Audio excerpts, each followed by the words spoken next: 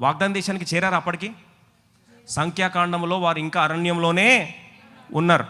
మరి అరణ్యంలో ఉంటే అప్పటికి వారు ఫ్యూచర్ చూడలేదు కదా.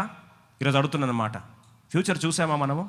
మరి ఫ్యూచర్ చూడనప్పుడు అంత బలమైన జ్వలించే కాంక్ష ఎట్లొచ్చిందండి వారికి? What is that passion? నీ విశ్వాసము ఎప్పుడైతే నువ్వు ఆలోచించిన వారు, ఒకరోజు బహుశా కూతురు కూర్చున్నారంట, ఈ 5 కూతురు కూర్చున్నారు. ఏంటి నీ పేరు అర్థం ఏంటి మహలా, నీ పేరు అర్థం ఏంటి నోయా, నీ పేరు అర్థం ఏంటి హోగ్లా, నీ పేరు అర్థం ఏంటి మిల్కా అని ఒక్కొక్కరు పేర్ల అర్థాల గురించి మాట్లాడుకుంటా ఉన్నారంట. అని చూసి, అవును మన తాతగారు ముఖ్యంగా యోసేపు స్వాస్థ్యం అడిగాడు కదా, ఏమని? వాగ్దాన దేశంలో తీసుకెళ్ళి సమాజం అంటే తథ్యము మనం వెళ్ళేది ఎక్కడికి? వాగ్దాన దేశం కదా.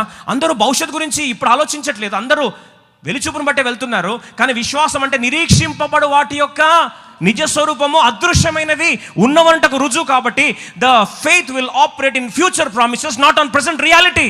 ప్రస్తుతం జరుగుతున్నది మనకు సంబంధం లేదు, భవిష్యత్తులో దేవుడు జరగబోయే దాని గురించి విశ్వాస వీరులు మాత్రమే ఆలోచిస్తారని చెప్పి ఒకరోజు సంభాషణ ఆరంభించారు.